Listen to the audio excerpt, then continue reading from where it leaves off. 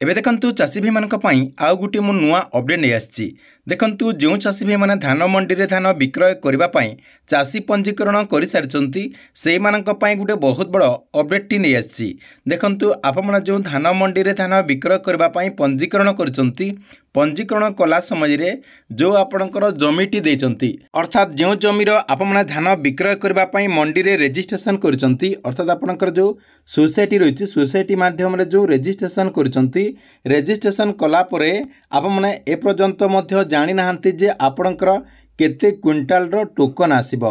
अर्थात केते एकर रे केते क्विंटाल रो धान आप माने विक्रय करि परिबे। आपणकर जो मंडी रहिछि से मंडी रे केते एकर जमी देथिले केते क्विंटाल रो टोकन आसीबो जहा कि आप माने निजे घरे बसिकी एबे ठारो जहा कि चेक करि परिबे। एबे ठारो आप माने कन्फर्म हे जिबे जे सरकार को तरफरु आप मानकू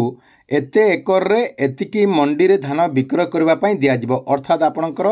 केते एकर देथिले केते क्विंटाल धान विक्रय करि परिबे आपण निजे जहा कि कैलकुलेशन करि परिबे। केमिति कैलकुलेशन करि परिबे एवं सरकारंकर कोन नियम रहिछि आपणको मु ए वीडियो माध्यम रे पूरा डिटेल जणे देबी। सेति पई आप माने वीडियोटी को बिना स्किप करिकि शेष पर्यंत देखंतु। ता पूर्व वीडियो को गोटे लाइक कर दियंतु एवं जो माने चैनल को सब्सक्राइब करनांती चैनल को सब्सक्राइब कर दियंतु। देखंतु आप माने समस्ते जानिचंती जे एबे जहा कि सोसाइटी माध्यम रे पंजीकरण चली जहा कि धान मंडी रे धान विक्रय करबा पई पंजीकरण चली जहा कि सरकार को तरफरु पंजीकरण करबा पई प्रोसेस आरंभ करा जायछि। देखंतु यार भितरे अधिकांश चाषी भाई माने जहा कि पंजीकरण करि सारिचंती तेबे देखंतु जो चाषी भाई माने ए पर्यंत पंजीकरण करि नाहंती से माने जहा कि पंजीकरण करि नियंतु। आपणकर जो फॉर्म रहिछि से फॉर्म टी को फिलअप करिकि आपणकर जो सोसाइटी रहिछि सोसाइटी रे आपणकर सब किछि डॉक्यूमेंट देकी पंजीकरण करि नियंतु। या सहित जो मानकू एई फॉर्म टी दरकार ता सहित भाग चाषी फॉर्म दरकार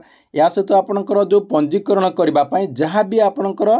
फॉर्म गुड़िक रही सहित एवं सरकार तरफ जो नियम करा जहाँ कि आपणकर अजांक किंबा बापांक नाँ थिले जो पंजीकरण करने जो आपणकर डिक्लेरेशन फॉर्म टी रही से डिक्लेरेशन फॉर्म टी आप जहाँ कि डाउनलोड करेंगे। केमिति आप डाउनलोड करेंगे आमर टेलीग्राम चैनल रे सबू फॉर्म जहाँ कि दि जाइए आप से टेलीग्राम चैनल रे जाकि जॉइन हो जातु जार लिंक आपन को मुझे वीडियो डिस्क्रिप्शन रे दे देछि। देखंतु आप से फॉर्म टी को डाउनलोड करके आप जहाँ कि इजी प्रोसेस रे आवेदन करेंगे। देखंतु एता थिला आवेदन करबा पई अपडेट गुड़िक तापर देखंतु आप आपणकर जो पंजीकरण कर सारिचंती जो चाषी मैंने पंजीकरण कर सारिचंती से माने एबे भाबुथिबे जे आपणकर जो चाषी पंजीकरण आप करिचंती केते एकर रे केते क्विंटाल धान आसीबो आपणकर केते क्विंटाल धान विक्रय करबा पई सरकार को तरफ आपमनको देखंतु टोकन टी दिया जिवो। देखंतु सरकारंकर नियम अनुसार आपणकर जो जलसेचित अंचल रही जो जगह आपणकर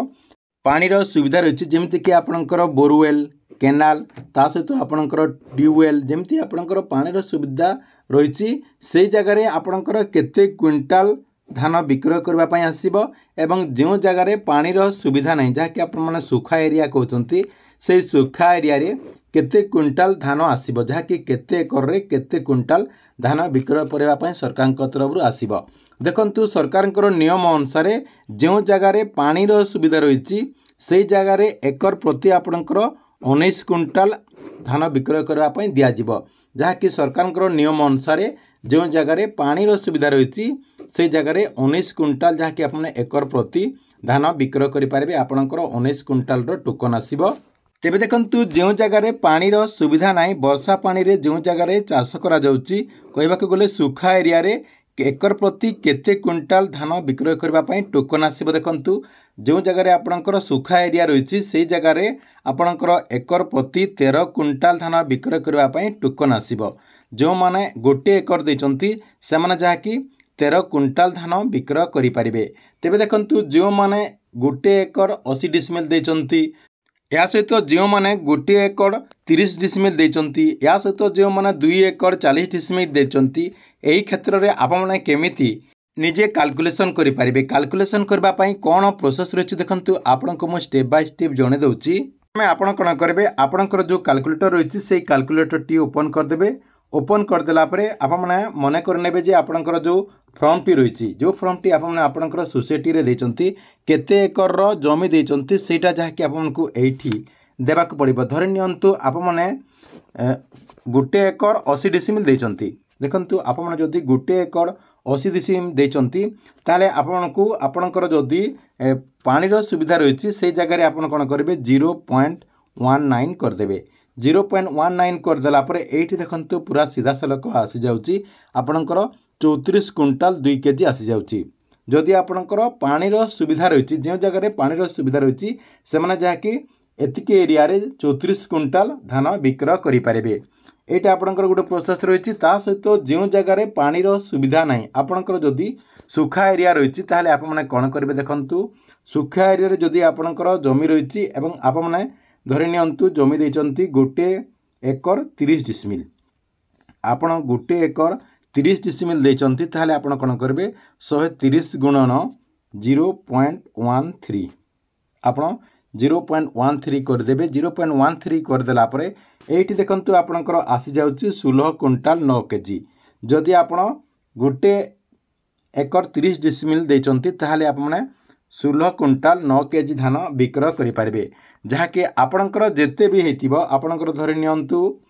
2 क्विंटाल 70 केजी सॉरी आपणकर 2 क्विंटाल 70 डिसिमिल देइचंती ताहले आपण कोन करेंगे